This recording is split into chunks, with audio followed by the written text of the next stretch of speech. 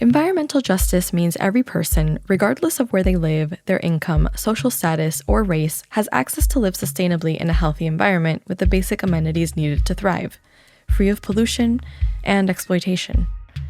So much racism and injustice is in plain sight, but environmental injustice, now that can be very hard to spot.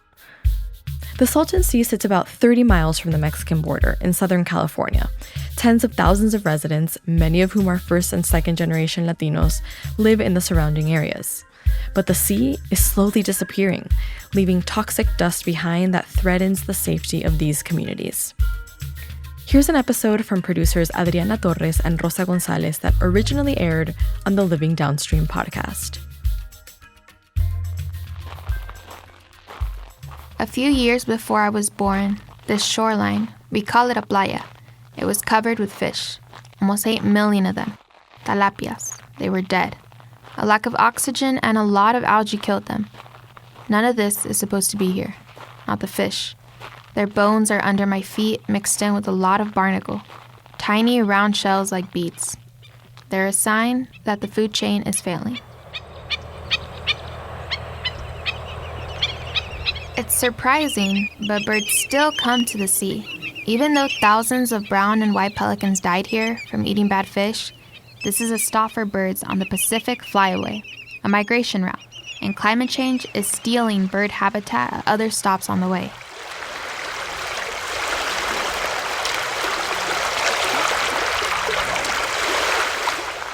The water, that was an accident too.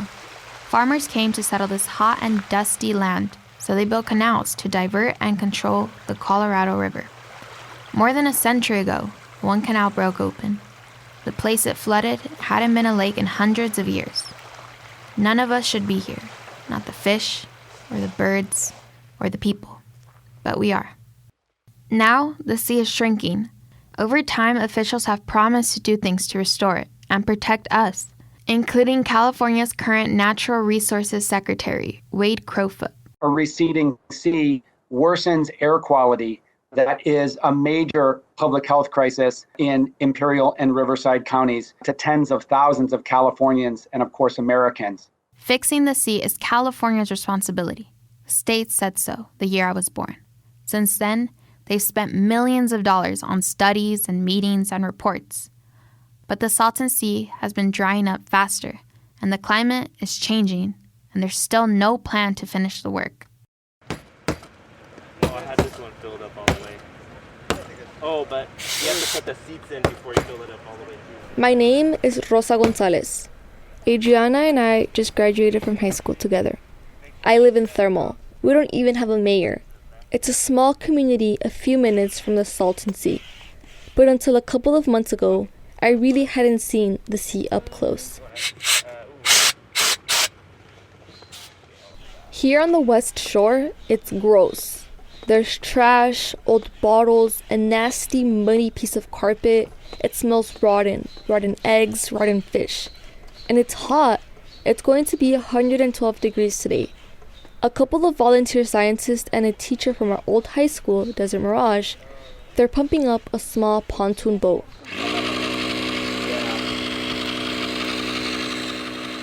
They're here to help start a science program that local people can take part in. The idea is to monitor water quality in the Salton Sea. This is your first time on a boat? Yeah, and on the this close to the water. That's awesome. Yeah. That's Isabel Arseno Soltero. She's an oceanographer at UC Irvine. She's here with Quint Montgomery, an oceanographer at Scripps. They're working for free. To go out with them, I put on blue waders so I can splash into the boat. People here know the sea is dirty. Arseno Soltero says it's really unique. It's almost twice as salty as the ocean. Actually, it's more than twice as salty as the ocean in a lot of parts. Also, the water has been starved of oxygen. So unfortunately, a lot of biology dies around here, and it's quickly receding due to the different water policies that have been implemented.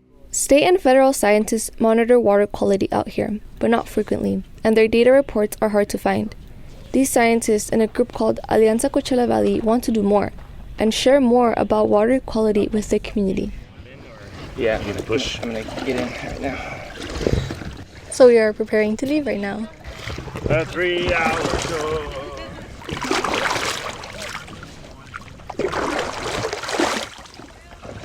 So as he is rowing us into the sea, I can see the kind of dark brown, kind of yellow water. It's kind of reddish. As we started to paddle out, I remembered when I was 6. My dad once told me and my siblings that we were going to a beautiful beach. We were so excited. We packed things up. In the car, he kept talking about it, how beautiful it was. He stopped the car and we ran out. We saw dead fish. It smelled gross. My dad was just laughing at us. My mom scolded him. We eventually went to a beach in LA, but I never came back here. I heard it.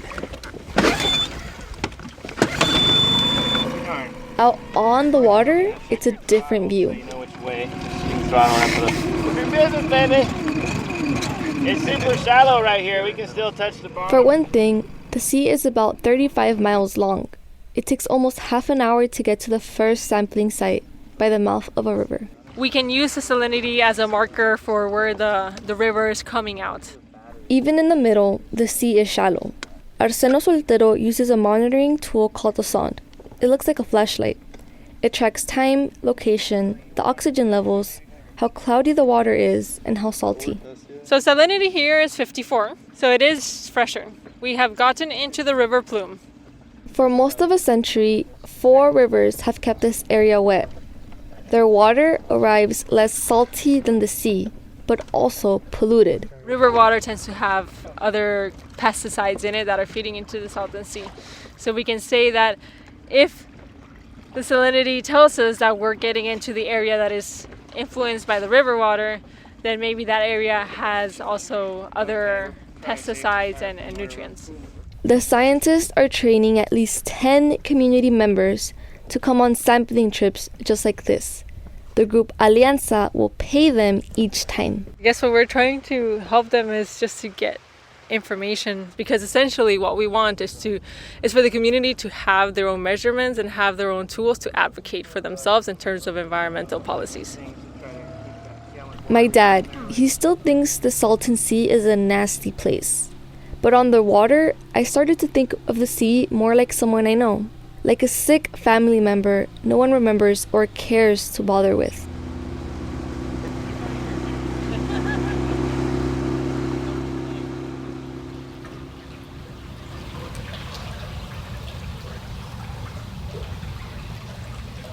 If the sea is sick, one place to examine it is at the mouth of the brown, smelly New River. It runs under a highway at the south end.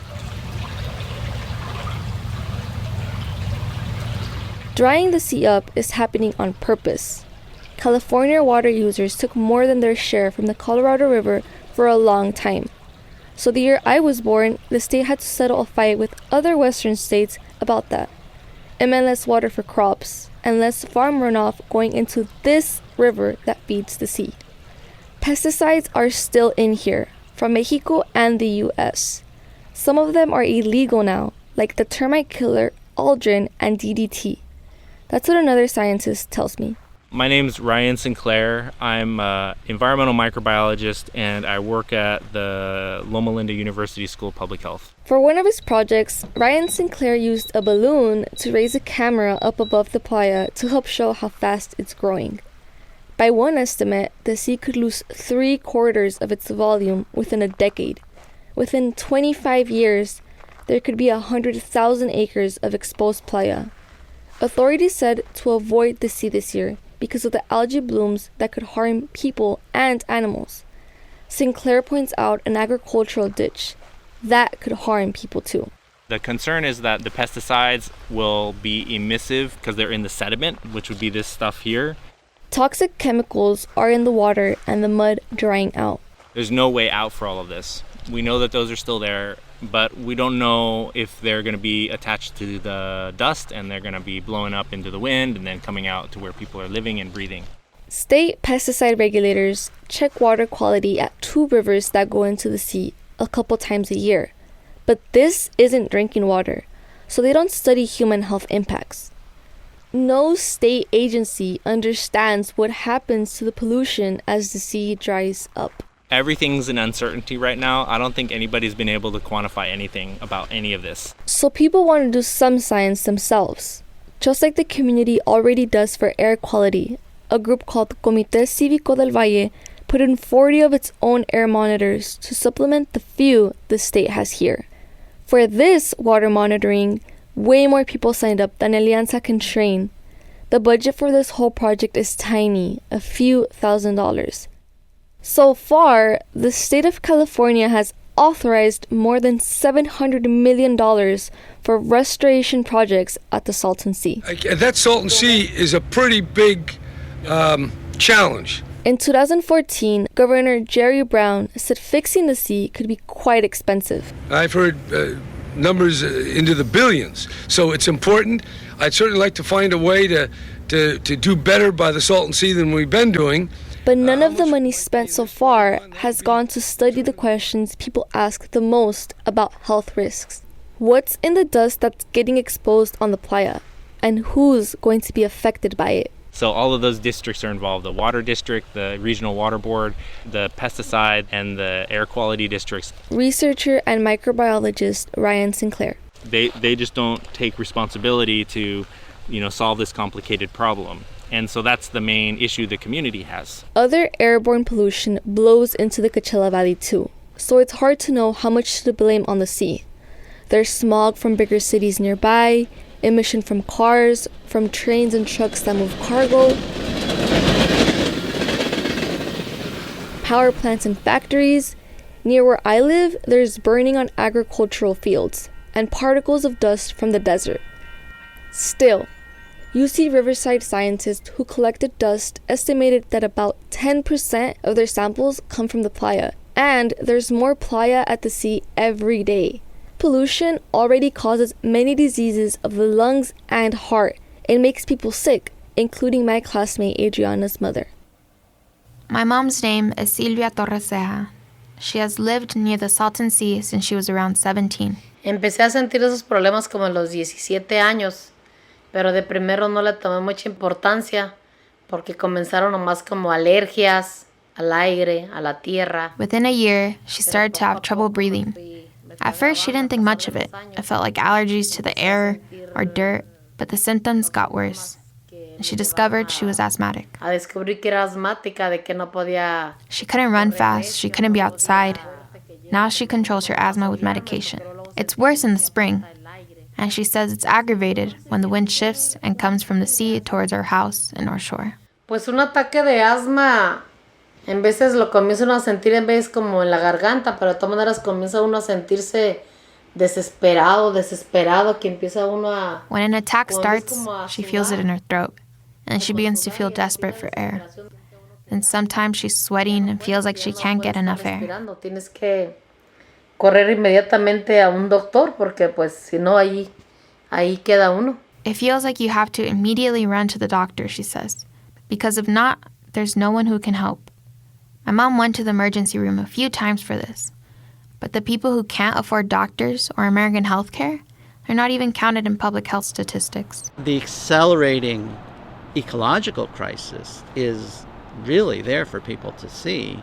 The ongoing community health crisis has been going on for quite a while, and so it's not as obvious to people. Dr. David Lowe is an immunologist and a dean at the UC Riverside School of Medicine.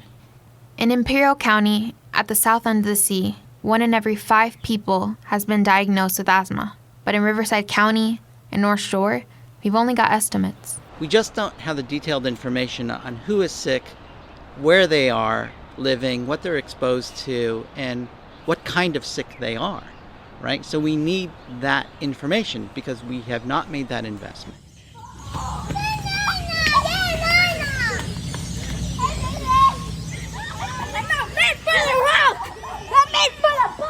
Around the sea, Lowe says the rate of children who go to the emergency room or stay in the hospital for asthma is twice as high as the rest of the state. And just like the people who live here, he suspects more people may have health problems than we even actually know. No your bag. My neighbor is a woman named Conchita Posar. She's a mother and an advocate from the indigenous Purépecha community of Michoacán, Mexico. Sometimes neighbors will drive her around North Shore with a megaphone to let people know in their own language when there's something important to pay attention to. Her house is the place people gather to talk about their health and their children. She says that's how the community has noticed patterns among the problems. Por ejemplo, señora, For example, say you have a family with 3 children. One child may have asthma, one child may have allergies, one child may have allergies in the eyes or nosebleeds. Every child may be having problems based on their immune system. a base de su sistema inmunológico. Conchita has tried to talk to local and state air officials, but nothing requires these regulators to take her seriously. And she says they continue to dismiss her concerns. Nosotros dimos testimonios de lo que los niños tenían We gave sangrados testimonies nasales, that the children had nosebleeds, asthma, allergies, but they said no, that they needed proof. prueba. So the rate of respiratory illness is not well tracked. The nearest hospital to my house in North Shore is in a city, 35 minutes away. The thing is, people go to doctors in 2 different counties and 2 countries. Sometimes when they get sick, people go to Mexico, and sometimes traveling there can make them even sicker. Once, when my mom did drive all the way to Mexicali, they got mad at her. They scolded her in the hospital. They said she could have died on the way. Me dijo que cómo era posible que me había ido tan lejos y hasta en el camino me podía morir, pero pues ya, ni modo, le dije pues ya que ya había llegado allá. But the doctors in Mexicali helped. She got medicine, and they showed her how to handle attacks with a nebulizer at home. My neighbor Conchita says doctors in Mexico are better. Lamentablemente, si los llevamos a una cita médica aquí en nuestras clínicas o en nuestros hospitales. Unfortunately, if we take them to a medical appointment here in the United States, in our clinics or hospitals, they don't give us medicine. They tell us that it's an allergy, that it's going to pass, and our children continue to get worse. But if you take them to a doctor in Mexicali, they will give us treatment that helps the children much better, and they can be a little more, I would say, in better condition with this dust that's affecting us all.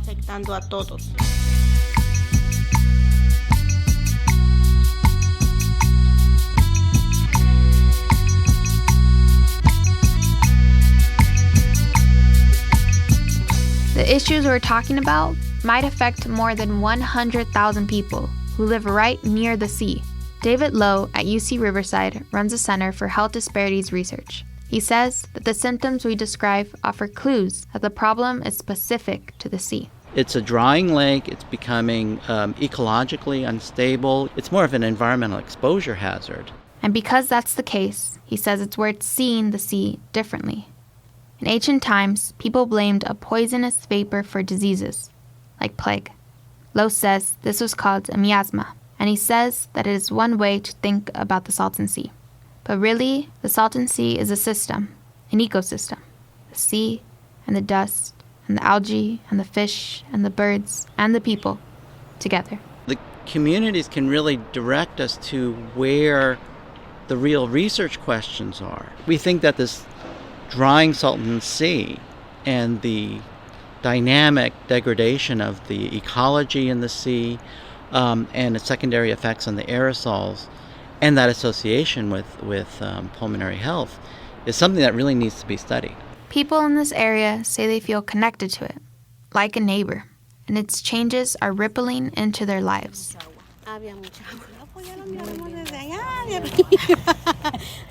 Dora Cecilia Tapia has lived in Salton City on the West Shore for 25 years.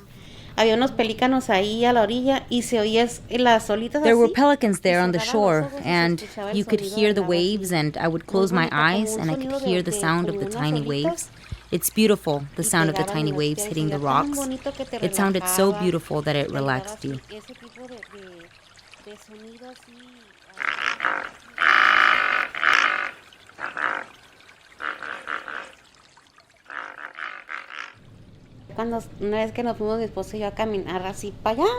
When one time we went on a walk, my husband and I, we went over there to the sea. We were there and there were rocks. Well, there still are rocks. What's gone now is the water. There were some pelicans, but right now there are no more pelicans. The poor things. It's not just the wildlife. Dora's children grew up with pelicans and green parks.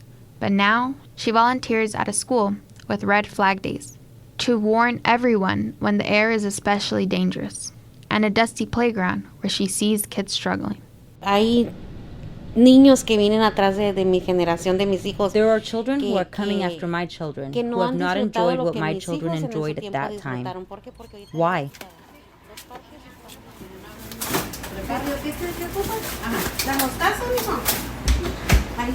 Dora is close with her neighbors, including Maria Molina, who moved here 6 years ago. Dora helped out when Maria and her husband had COVID. Gracias a Dios hubo varias familias que me ayudaron, iban y me ponían mi comida. Thank God there were several families who helped me. They would go and put food outside my house. They helped me with medicines that I needed, the groceries too, and other things like cooked food.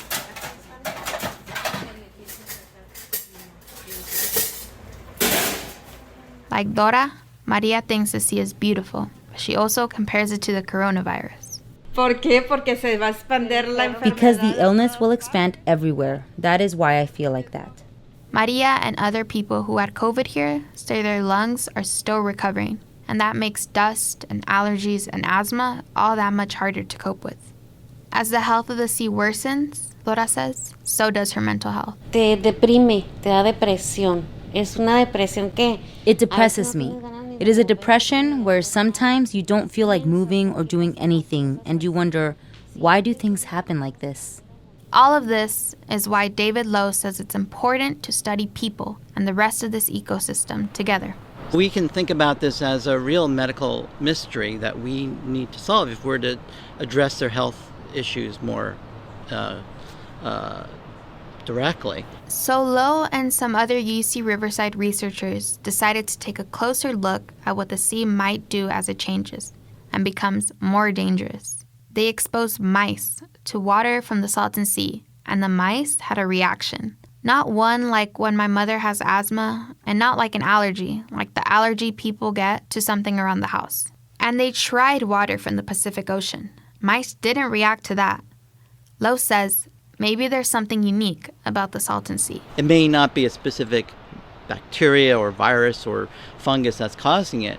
It could be the components that's released in the sea spray and the dust and things like that, that because of chronic exposure is causing this kind of response in the lung tissue. But they're not sure. At UC Riverside, they're still studying the effects dust might have on lungs. But overall, Lowe says there hasn't been a lot of funding for this kind of research here. Getting people outside of the community to understand the benefits of addressing this is going to be real tough. If we improve the health of a migrant community of agriculture workers, well, the rich white people don't benefit. So you don't have the incentive to fix the problem. In Salton City, Dora says she tries to keep her spirits up. But she asks, if there are people who have the power to help, why aren't they doing it? Si ellos son personas que tienen el poder de ayudar, ¿por qué no lo hacen? Don't they have any heart? Doesn't it move them as human beings to want to make improvements in this area of the Salton Sea? My neighbor Conchita Posar is more than sad. She's angry that the government ignores us and moves way too slow. Que están tratando de ocultar. They're trying to hide their bad work and do not want to look at things as they really are. Realmente como están.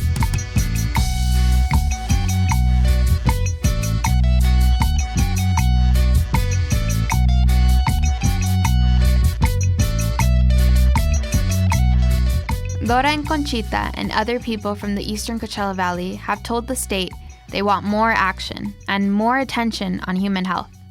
The person they try to reach the most is the head of the Salton Sea Management Program. So my name is Arturo Delgado. For 14 years, everyone knew that the water from the Colorado River and the farms nearby would stop coming to the Salton Sea. After it did, California set up the program Delgado now runs. Our producer, Molly Peterson, met him where the state is building waterways for an endangered fish on an exposed playa. It's a site covering 6 square miles called the Species Conservation Habitat Project. So on the other side here is prior surface roughening work. It's basically furrows. They're about 2 to 3 feet deep. The idea here is as wind blows over the site here, the furrows will capture the sand and it will settle into the furrows. Molly asked why this project happened first. Originally, the vision was to implement projects on areas where it was anticipated that we would have the most exposed lake bed area. That area is the shallowest, and so we started with the south end, and this project in particular, because we wanted to implement as much habitat as we can and cover as much exposed lake bed as soon as we can. You know, obviously there's a human health impact to the dust that's being exposed. How does this project consider the human health impact? Yeah, so basically in the way that I just described it, we're trying to... She asked him how the project considered the human health impact 7 more times. I don't see anywhere and I don't hear exactly how human health is considered scientifically. I mean, it's all about covering as much exposed lake bed with ecological restoration. It sounds like you haven't done like a health analysis about how many people it's going to help to cover which pieces of land. Yeah, so I wouldn't characterize it that way. I would characterize it that we're going to be very strategic about... How is the state of California considering human health when it decides how to make these decisions? When you say the state of California, there's a lot of departments and agencies that have different jurisdictions. Land at the Salton Sea is a patchwork. Some of it is owned by the Torres Martinez tribe, some by the Imperial Irrigation District, and the rest is owned by the public, federal, state, and local government. Delgado wouldn't say who is responsible for the dust at the Salton Sea. Dust that definitely affects our community. There's a lot of shared responsibility, and there's different agencies that have different jurisdictions. There's a lot of different regulatory agencies that have responsibilities for different things. The federal agencies, there's state agencies, and there's local agencies. I think I just shared with you that what we're responsible for. I don't want to speak for anybody else's responsibility. No health analysis exists. Delgado told Molly that state air regulators were advising him about human health. So we asked her to follow up with them. The California Air Resources Board told me they were not advising the Salton Sea Management Program about human health. They may in the future.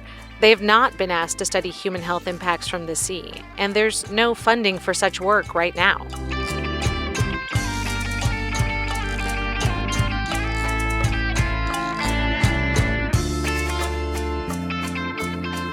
Hello, Tahoe!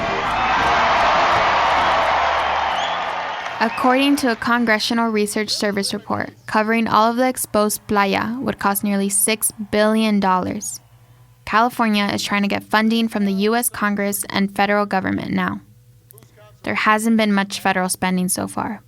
One time, the Obama administration committed to $30 million in restoration spending, and that was a big deal. In partnership with California, we're going to reverse the deterioration of the Salton Sea before it is too late. And that's going to help a lot of folks all across the West. Federal and state authorities have spent $70 million so far, mostly on studies and salaries. People on the North Shore, like my mom and other people who work in the fields, haven't seen any benefit from this yet. Hay que firmar. My mom has been a farm worker for 40 years, long enough that she's a field boss now. Cada racimo que estemos cortando, asegurar que lo estamos revisando por todos los lados. Working in the fields is extremely hard. It's humid and sweaty in oases on the northwest corner of the sea. To avoid heat strokes and sunburns, people wear hats and even sweaters.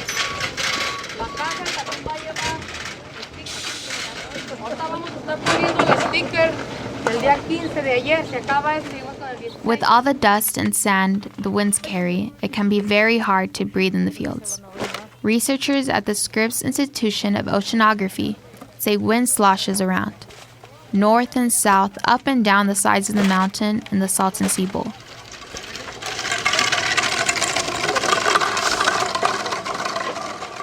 And on the north end of the sea, people have noticed it's gotten worse. A tall, slender man named Jesus tells me that his daughter suffers from asthma.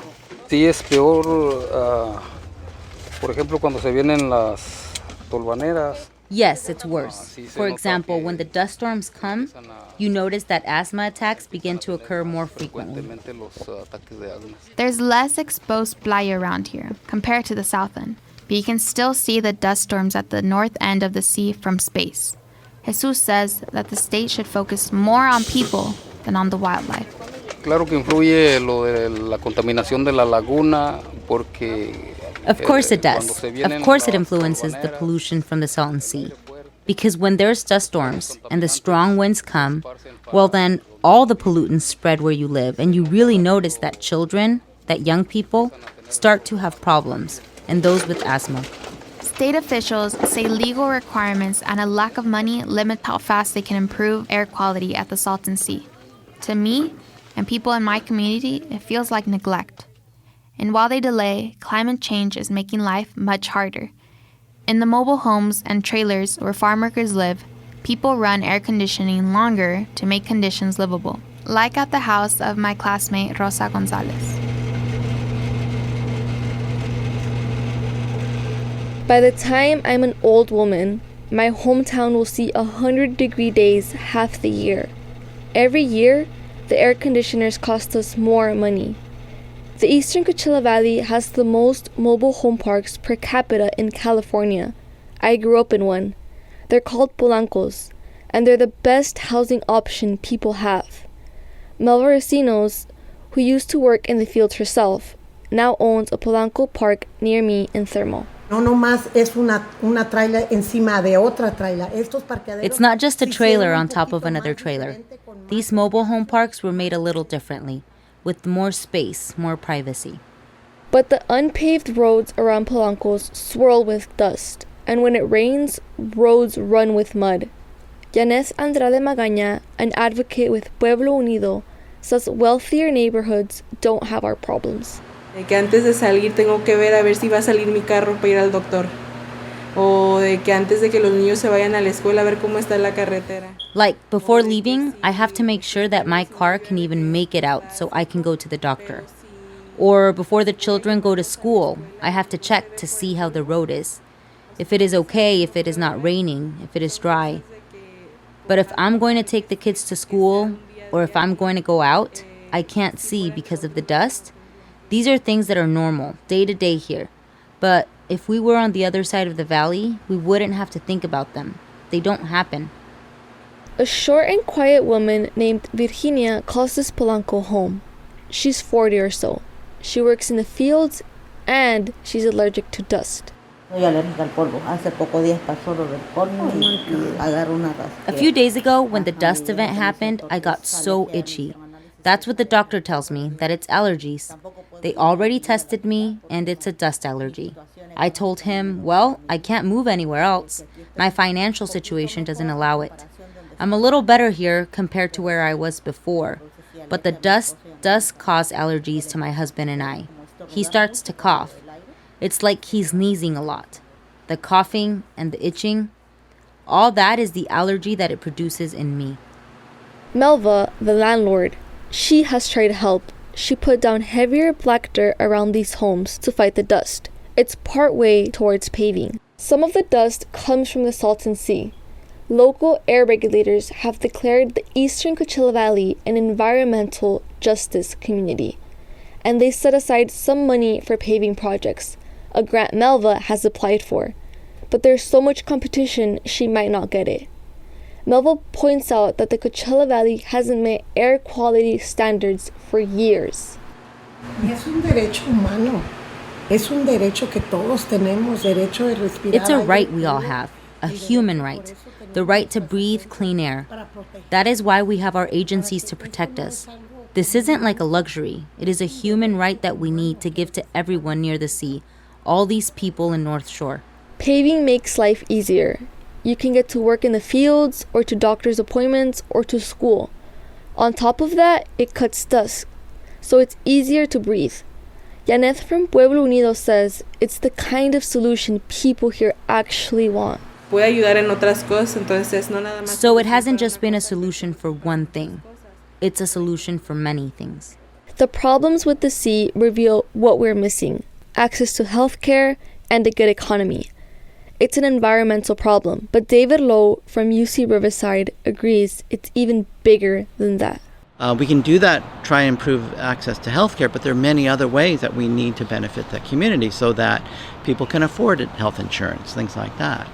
So we have to think, how do you take this, diverse community and create an economy that gives people good reason to come back? Like I said before, I've started to think of the sea like a person or a neighbor. But I wasn't the only one. In Salton City, Maria Molina did too. Y pues yo para mí la laguna que esté muerta, yo pienso que la persona que dice que está muerta, esa es la persona que está muerta. She believes that a person who sees the Salton Sea as a dead sea, that person has something dead inside them. That the sea isn't dead but alive, and like a person who is sick. Si no le atiendes, dice, ya está enfermo, ya déjalo. Es como dejar a una persona así de esa manera, no seguirle motivando para poder luchar por ella y que salga adelante. When a person is sick, you don't just leave them to die. You do everything you can to help them. Not long ago, I left Thermal, and I'm in my first year at the University of California, Irvine. I'm going to study medicine. I'm excited even though I'm worried about my home and the people around it.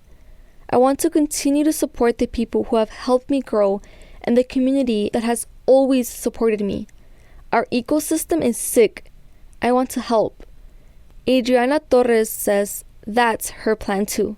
Where we're from, other people we know, people who graduated before us, they left the valley and they came back. Y luego, ¿qué piensas como yo, otros niños que están yendo a la escuela ahorita?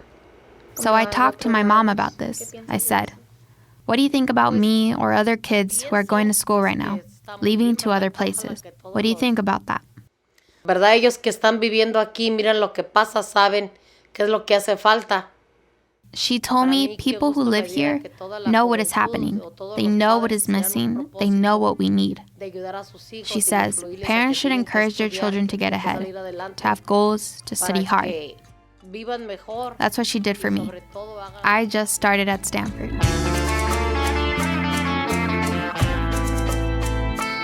¿Qué es uno de tus sueños para los niños que están yendo al colegio ahorita y que piensan a venir para atrás? I asked her, what are your dreams for the children who are going to college right now and who plan to come back? Mi sueño sería que sí que regresaran para atrás y dieran servicio a su comunidad. And she says her dream is that they would come back and serve their community. Principalmente a todos los niños, chicos, que les enfoquen, ¿verdad?, a estudiar, a luchar y pues luchar siempre por lo que uno quiere, por lo que es lo mejor, que no se detengan y salgan adelante. La vida que con esfuerzo todo se puede. We shouldn't have to solve problems that we didn't make, but I think we can, and I hope we will. I'm Adriana Torres. And I'm Rosa Gonzalez for Living Downstream.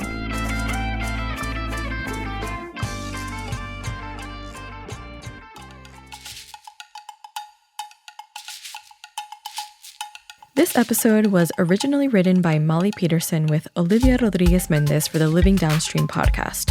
It was produced with the help of Rosa Gonzalez and Adriana Torres, our narrators. The featured musicians are Ocho Ojos, who are based in Coachella, California. The Living Downstream theme music is by David Schulman.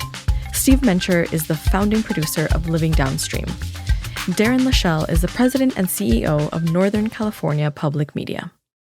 Hey Pulso fam, I want to tell you all about Atlas Lingüe, a Studio 80 podcast about language, culture, and communication.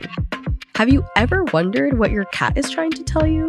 Or how Disney Pixar writers craft stories that resonate across numerous languages? Atlas Lingüe host Luis Lopez explores these topics and so much more. It's a show about the confusing, wonderful, and weird world of language, and this season they're diving deep into the language of culture online. They're interviewing content creators from different countries who document their daily lives and cultural backgrounds on YouTube, TikTok, and Instagram. New episodes air every other Monday wherever you get your podcasts. And you can also watch all the interviews on their YouTube channel at 80 Podcasts.